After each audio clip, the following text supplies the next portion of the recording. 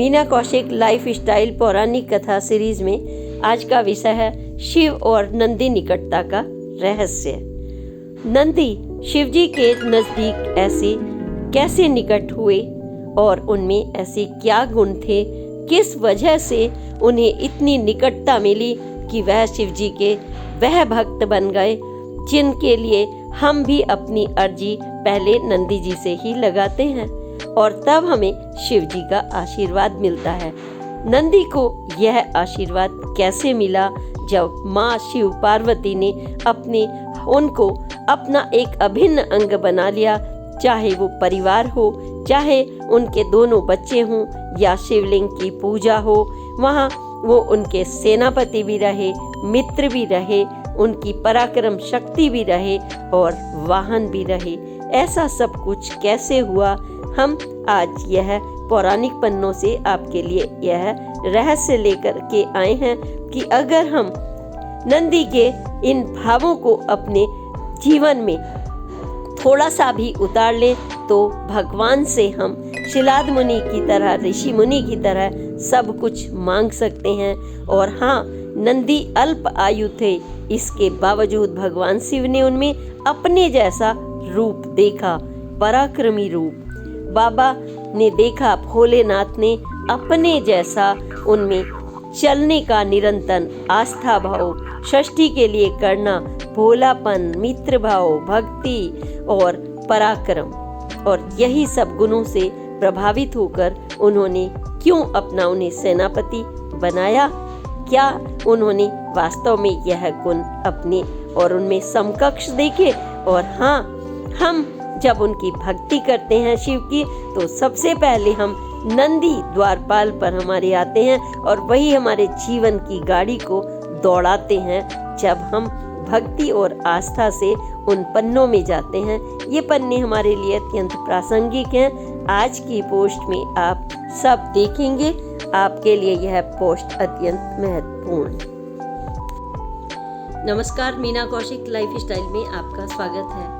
आज का विषय पौराणिक पन्नों से नंदी का प्रसंग। नंदी का वह रोचक प्रसंग कि वह शिव के इतना प्रिय क्यों है कि जब भी हमें कोई मनोकामना के लिए अपनी बात मन की कहनी पड़ती है तो हम पहले नंदी जी के कान में कहते हैं और तब नंदी जी को अर्जी लगाते हैं, तब शिव हमारी मनोकामना को पूर्ण करते हैं।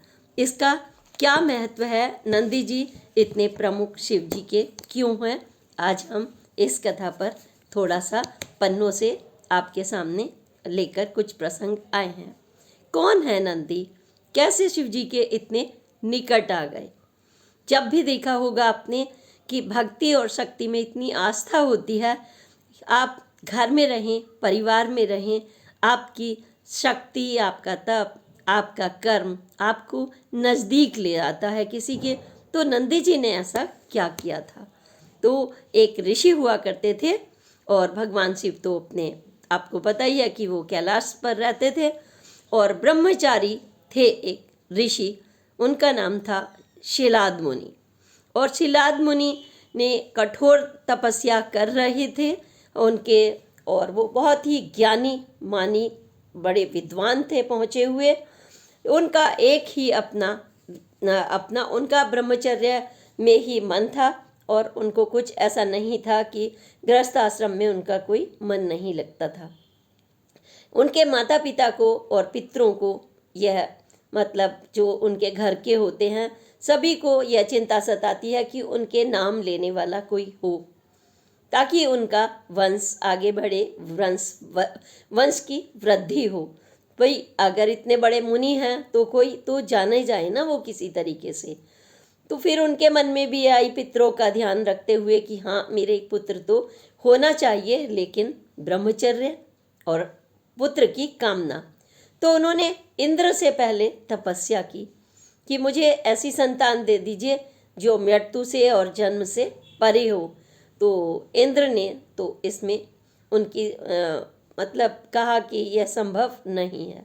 तो फिर उन्होंने शिव जी की आराधना शुरू कर दी और कठोर तपस्या की। शिव जी प्रकट हुए तो उन्होंने कहा कि मैं आपकी भक्ति से प्रसन्न हूँ, क्योंकि शिव अत्यंत मतलब जल्दी ही प्रसन्न हो जाते हैं। आपने देखा होगा, कोई भी हो उन्होंने आशीर्वाद दिया है, राक्षसों तक को दिया है। ये बात अलग है कि आप उनके वरदान का कैसा इस्तेमाल करते हैं।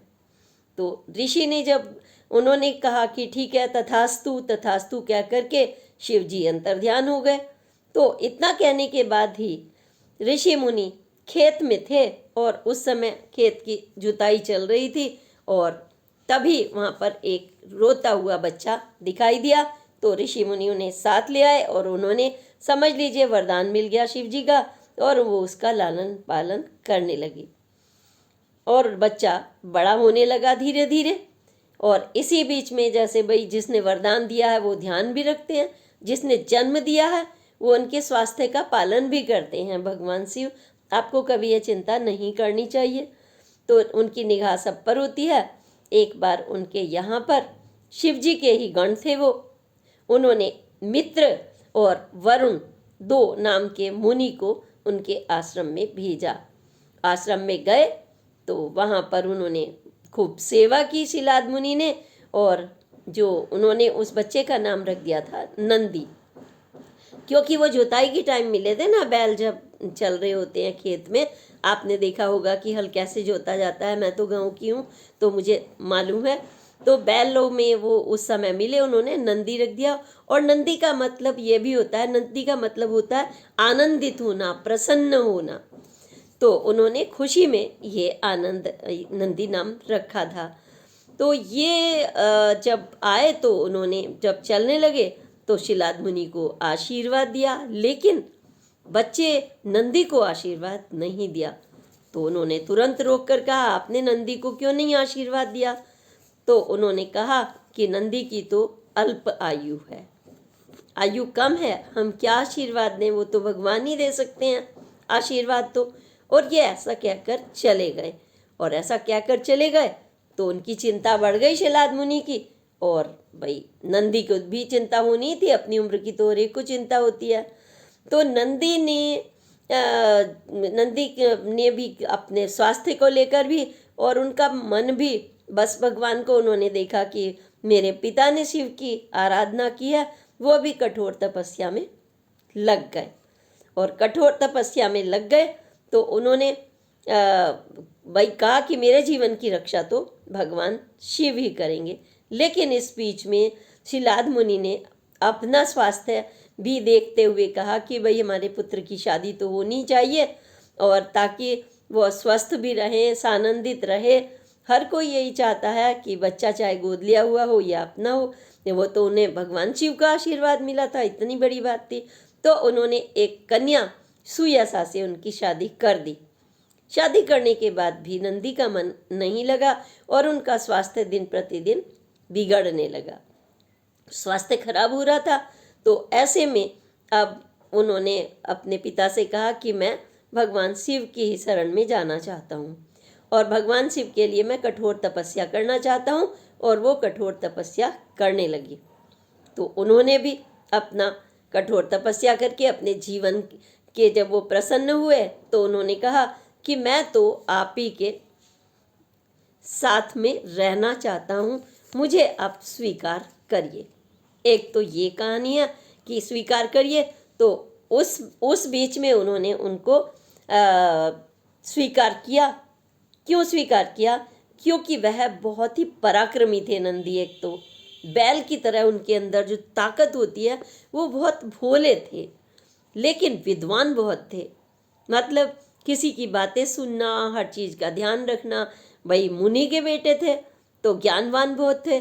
तो उन्होंने कहा ठीक है, लेकिन अब मैं आपको भोले के रूप में, क्योंकि बैल बहुत भोला होता है और सब वो इन दुनिया से दूर होता है, बस मेहनत करता है, पराक्रम करता है, विद्वान भी होता है, विवेकवान भी होता है।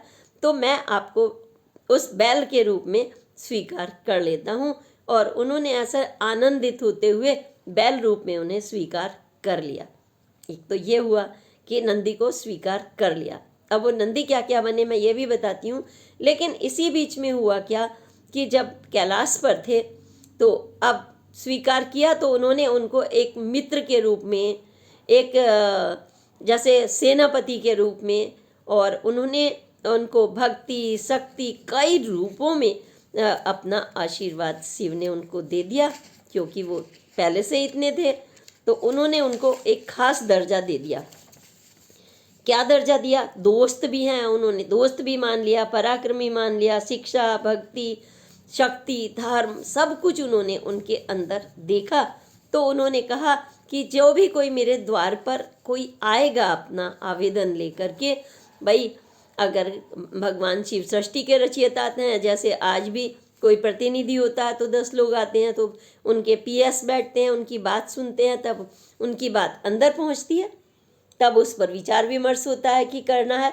तो इसी तरह से उन्होंने उनको एक प्रमुख, मतलब अपना सेनापति के रूप में, गण के रूप में, भक्ति के रूप में, पहरेदार के रूप में भी उन्होंने, भाई जो भी आएगा वो सीधे अंदर नहीं जाएगा, और उन्होंने नियुक्त कर लिया। यानी कि एकदम नज़दीक हो गए।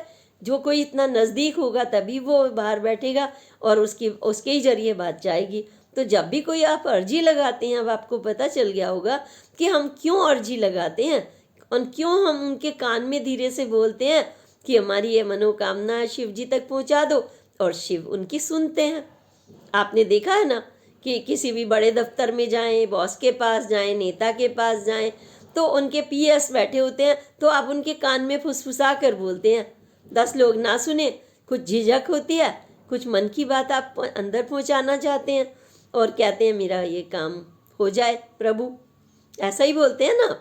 तो वो भी अपने नंदी जी एक अपना प्रमुख थे शिव जी के, और आज भी हम उनको, क्योंकि इतना बड़ा आशीर्वाद उन्होंने मिल गया, तो हमारी बातें कब पूरी होंगी? जब हम नंदी जी के कान में फुसफुसा कर अपनी बात मन की कहेंगे। उन्हीं की पहले पूजा होगी। शिव ने उनको ये भी आशीर्वाद दिया था कि जैसे गणेश जी की पूजा होती है, ऐसे ही नंदी जी की पूजा होगी। तो आपने देखा होगा वो शिवालयों में हमेशा द्वार पर दिखाई पड़ते हैं नंदी जी। और बैल, इसलिए बैल का मतलब है सीधा साधा, अपने जिस काम पर लगा दिया। उनका स्वरूप बैल का स्वरूप हो गया, वाहन का स्वरूप भी दे दिया। वो हर तरह से उनकी सोच भी मिल गई, सब कुछ मिल गया, तो सारी व्यवस्था भी उन्होंने ही करनी है। तो ये तो हमें पता लगा। लेकिन एक दिन रावण पहुंचे। अब भाई रावण भी भक्त थे शिव जी के, और उन्होंने दरवाजे पर, मतलब उन्हें रोक दिया। उन्होंने अपना धर्म निभाया कि रोकने का, वो रोकेंगे सीधे तो कोई नहीं जा सकता, कितना भी बड़ा भक्त हो। जब शिव जी ने उन्हें दायित्व दिया है तो वो निभाएंगे। तो रोक दिया, और उनमें आपस में अच्छा, जैसे कहते हैं वाक युद्ध होता है, वो उनमें हुआ। और तब उन्होंने उनको ये भी कह दिया था कि देखो, पशु रूप कह करके उनको उपहास भी उड़ाया था। तभी उन्होंने श्राप भी दे दिया था रावण को कि देखो तुम्हारा अंत भी पशु रूप से ही होगा। गुस्सा आता है ना, तो आत्मा से निकलती है कोई चीज़, किसी की कोई मजाक उड़ा दे, तो वो हनुमान जी आए थे उस रूप में, और उन्होंने पूरी लंका को तहस नहस कर दिया था। ये कई चीज़ें हैं जो हमें रोचक प्रसंग देती हैं। यानी जो बैल है नंदी, उनका जन्म मनुष्य के रूप में हुआ था, और वो भी एक विद्वान के रूप में, जिसको आप ये समझ लेते हैं कि वो बैल है तो वो सबसे प्रमुख था। आप कहते हैं ना मेरा बैल है थपथपा के, नंदी उसमें अपार शक्ति होती है, उसको गुस्सा आ जाए तो उनका स्वभाव भी कैसा है बैल का और शिव जी का एक जैसा। उन्होंने इसलिए भी उनको चुना, क्यों? पराक्रम में दोनों अपना पराक्रमी, तो उन्होंने देखा इनका स्वभाव ऐसा ही है कि गुस्सा भी आता है इनको, और ये विवेकवान भी है, ज्ञानवान भी है, धैर्य से बात भी सुनते हैं। अल्पायु होने के बावजूद उनको ये चिंता नहीं, वो शिव जी के भक्ति में हैं। तो भक्ति शक्ति ज्ञान विवेक और पराक्रम, और उन्होंने गणेश जी को और कार्तिकेय को युद्ध की जो कला सीखने का दायित्व भी नंदी को दिया। देखिए कितने खास हैं। अपने बच्चों को जो शिक्षा थी युद्ध की, वो भी उन्होंने रखने के लिए उन्हें महत्वपूर्ण दायित्व दे दिया। इतना क्लोज कौन हो सकता है? तो उनका प्रमुख सबसे वह रहे, और मित्र वरुण और गण ने उनको संकेत कर दिया था, और इसीलिए वो कैलाश पर जाकर वहाँ पर रहने लगे थे। और जब आपने देखा होगा कि अश्व में मेघ युद्ध हुआ था और वहाँ पर वीरमणि के युद्ध जो हुआ था, उस समय हनुमान जी वहाँ पहुँचे थे। तो हनुमान जी और कार्तिकेय जी को जो उन्होंने शिक्षा दी थी, उस समय भी नंदी ने अपना पराक्रम दिखाया था, उस समय भी पराक्रम दिखाया था। और जो हनुमान जी और वहाँ पर आए थे तो उसमें उनको बांधने की शक्ति की कोशिश की गई थी। तो ये चीज़ें हैं कि हम अगर 8 गणों की, उनकी प्रमुख सेनापति की बात करते हैं शिव की, तो कौन कौन है उनके प्रमुख सेनापति? आपने देखा होगा गणेश जी को भी द्वार पर दिखाया जाता है और गणेश जी के साथ ही होते हैं नंदी। नंदी उनके प्रमुख हो गए से, और उनके हो गए चंड, हो गए महाकाल, ऋषभ और भृंग, मोरुगण। ये उनके 8 सेनापतियों में से एक प्रमुख हैं। और इन्हीं ज्ञान के कारण भक्ति, शक्ति, पराक्रम, आप अपने अंदर सब कुछ है, लेकिन आपको प्रमुख कौन बनाता है? आपके अंदर सब कुछ है तो उसका समन्वय। भाई ये नहीं है कि आपने घमंड करना शुरू कर दिया तो उस समय आप बैल की तरह बन जाइए। अगर आप घमंड करेंगे तो टूट जाएंगे। ये है शिव जी का, जो शिव एक सिद्धांत का नाम है। शक्ति उनके अलग हैं, जो मैंने पूर्व वाले उसमें पोस्ट में आपको बताया था क्या क्या उनकी शक्तियां हैं। तो सिद्धांत का नाम है। जब हमने सिद्धांत का नाम कर लिया है तो वह है समन्वय का नाम। दूसरे को साथ भी देना, शरण देना, सपोर्ट करना, उनका पराक्रम के साथ चलना, धर्म अधर्म से ना हम हटें, हम सकारात्मक सोच रखें। हमें किस किस के बारे में सकारात्मक सोच के साथ, चाहे कोई भी हो, अपने कर्म से बड़ा बनता है और अपनी सकारात्मक सोच थी। और जब सबसे बड़ी चीज़ ताकत आती है उसके अंदर, आस्था, निष्ठा, भावनाएं। इसका जब समन्वय आदमी कर लेता है, स्त्री हो या पुरुष, तो शिव उसके स्वयं रक्षक बन जाते हैं। शिव स्वयं रक्षक बन जाते हैं। और ऐसे देवों के देव महादेव शिव जी की कृपा नंदी जी को मिली और वो इतने क्लोज उनके हो गए कि आज हम सब उन्हीं के सामने सबसे पहले अपने मन की अर्जी लगाते हैं। तो आज हमने आपके सामने नंदी जी के इस स्वरूप के बारे में कहा। और आगे से आप जब भी जाएंगे कभी, हम सीधे जाकर के बात नहीं करते। अपनी कोई चीज़ हमें मांगनी होती है, मान लीजिए माता पिता से, तो जो उनके क्लोज होता है, बेटा बेटी और या कोई भी, तो आप पहले उनसे कहते हैं ज़रा हमारी थोड़ी सी पहुँच लगा दो, ऐसे बोलते हैं ना। तो ठीक उसी तरह से आप नंदी जी की सेवा करिए। नंदी जी का मुख शिव जी की तरफ होता है। शिवलिंग में आपने देखना कि वो वहीं पर बैठे हुए होते हैं आराम से, और सबसे पहले वो आपकी बात सुनते हैं और फिर शिव जी तक पहुंचा देते हैं। फिर आपको शिव जी का आशीर्वाद मिल जाता है। तो आप नंदी के चरणों में जल चढ़ाते हैं, फिर गणेश जी को, फिर कार्तिक जी को, फिर शिव सुंदरी उनकी बेटी को, फिर पार्वती जी को, तब आप जल की धारा शिव जी पर चढ़ाते हैं। यार ये नहीं है कि आप सीधे माता पिता से मिल लीजिए बिना बच्चों को प्रसन्न किए या उनके मित्रों को, तो ऐसा संभव नहीं होता। आज की जो यह कथा है हमें बताती है कि कितना भी शक्तिवान हो या परिवार में हो, अगर हमारे पास कुछ चीज़ें हैं जो भक्ति, शक्ति, पराक्रम, तो बैल की तरह से आपको भोलेनाथ बनना पड़ता है। महादेव का नाम भी भोलेनाथ रखा गया है और उनका नाम भी नंदी का, उन्होंने वही गुण नंदी में देखे, इसीलिए अपना क्लोज किया और पूरा अपना आशीर्वाद अमृतत्व का दे दिया। जहाँ जहाँ नंद होंगे शिव, वहाँ वहाँ होंगे नंदी, तो उनको अमृतत्व का आशीर्वाद मिल गया। तो आपको अपने परिवार में भी यही करना पड़ता है कि आपके पास जब कुछ भी हो, भक्ति हो, शक्ति हो, पराक्रम हो, इसका समन्वय कर लीजिए, आस्था रखिए।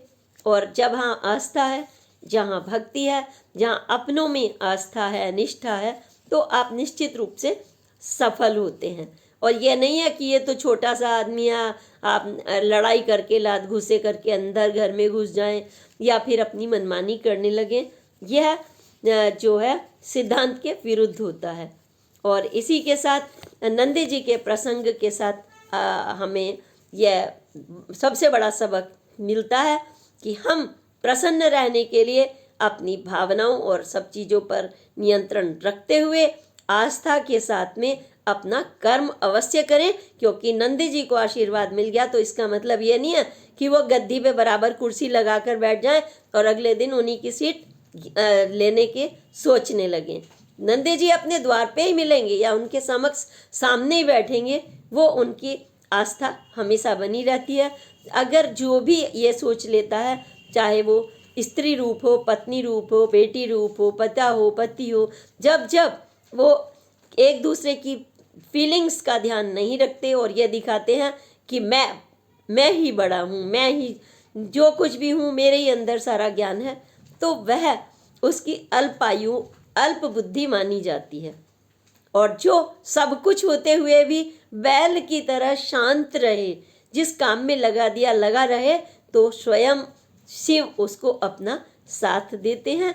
और मुझे लगता है कि सनातन संस्कृति में हर पूजा, हर परंपरा, हर त्योहार, हर प्रसंग का एक खास महत्व है। और इन पन्नों को जब हम बात करते हैं परिवार की सुख शांति और समाज के लिए, तो इन्हें ज़्यादा से ज़्यादा आगे शेयर किया जाना चाहिए, क्योंकि शिव का यह दर्शन सिद्धांत का और शक्ति का और पराक्रम का सदियों से चला आ रहा है, हजारों वर्षों से चला आ रहा है। शिव ने तमाम रूप लिए हैं और उनके अलग अलग नाम भी रखे गए हैं। इस पर चर्चा पौराणिक पन्नों से जारी रहेगी और हम इन पौराणिक पन्नों को आगे आपके जरिए और अपने इस मीना कौशिक लाइफ स्टाइल के जरिए आगे बढ़ाते रहेंगे, ताकि जो मीना कौशिक लाइफ स्टाइल का लक्ष्य है कि सभी सुखी रहें। सर्वे भवन्तु सुखिना। और किस सिद्धांत पर? श्री शिवाय नमस्तुभ्यम। इसके साथ मैं अगली पोस्ट तक के लिए प्रणाम। जय हिंद, जय भारत।